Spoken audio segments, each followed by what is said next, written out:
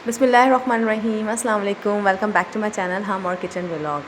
तो जी आखिरी अशरा रमज़ान का चल रहा है और इसमें जो है वो शब क़द्र है। आप सब लोगों को मतलब हम सब मुसलमानों को अल्लाह का बहुत बड़ा तोहफ़ा है जो मिला है। तो आप लोगों को अपनी खुसूसी दुआ में मुझे ज़रूर याद करना है और सिर्फ़ एक ही दुआ की आप लोगों से मेरी जो है रिक्वेस्ट है कि अल्लाह से दुआ कीजिएगा कि मुझे और मेरी फ़ैमिली को अल्लाह ताला अपने घर की और नबी पाक सल्लल्लाहु अलैहि वसल्लम की घर की ज़ियारत के लिए एक दफ़ा ज़रूर बुलाए।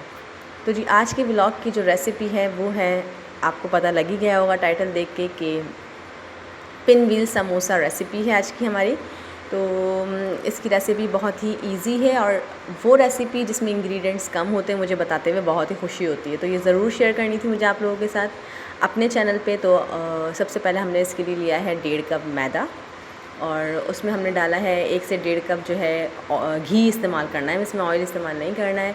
घी डाला है, आधा चम्मच नमक डाला है और ज़ीरा जो होता है ना, साबुत ज़ीरा, वो हमें आधी चमची छोटी वाली जो होती है वो डालनी है। डाल के अच्छी तरीके से हमें आटा गूँध लें, जैसे नॉर्मल आटा हम गूँधते हैं डेली, उस तरीके से हमें आटा गूँध लेना है और इसको फिर कैप करके रख देना है तकरीबन 15-20 मिनट के लिए।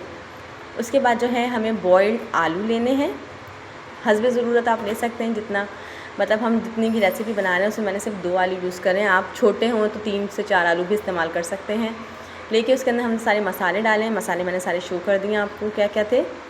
धनिया था, हरी मिर्चें बारीक कटी हुई थी, प्याज थी बारीक कुतरी हुई और इसके बाद पिसा हुआ ज़ीरा था, नमक, मिर्च, हल्दी थोड़ी सी और होममेड चाट मसाला था। ऐड करके तमाम चीज़ों को बहुत अच्छी तरीके से मिक्स करके आलू का जो है वो मसाला बना लेना है इस तरीके से। और फिर एक पेड़ा लेना, हमने जितना आटा लिया था उसमें से एक पेड़ा लेके उसको बेलना है। जिस तरह हम आम रोटी को बेलते हैं ना, बिल्कुल उसी तरीके से हम रोटी को बेलेंगे। बेलने के बाद अच्छा, मेरा जो पेड़ा था वो इतना बड़ा था कि जितना बड़ा मेरे इसका साइज़ है ना पेस्ट्री बोर्ड का, तो उतना बड़ा जो है मैंने इसको बेल लिया था पिन रोल से। तो ये रोलिंग पिन होती है इससे, यानी कि बेलन से।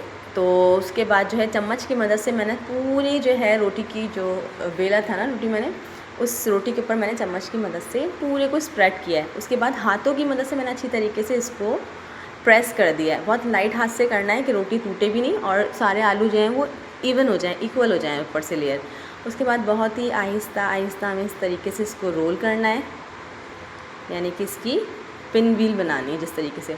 और साइडों से आप चाहें तो कट भी कर सकते हैं, लेकिन मैंने इस तरीके से अंदर फ़ोल्ड कर दिया था आटे को। सही है, इस तरीके से अच्छे से फ़ोल्ड कर देंगे।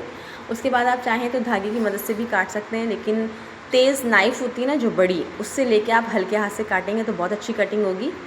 देखें इस तरीके से हमें इसकी पिन व्हील्स बनानी है और फिर हाथों की मदद से आप शेप अगर थोड़ा सा ख़राब हो तो सेट कर लें।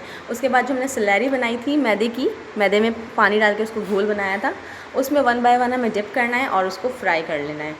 तो बच्चों के लंच के लिए भी बहुत अच्छी रेसिपी है ये।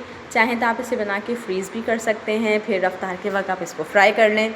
और मिर्चें कम होती हैं इसमें तो बच्चे बहुत शौक़ से खाएँगे घर के, और बड़ों के लिए भी, सबके लिए बहुत इक्वली बहुत यमी रेसिपी है।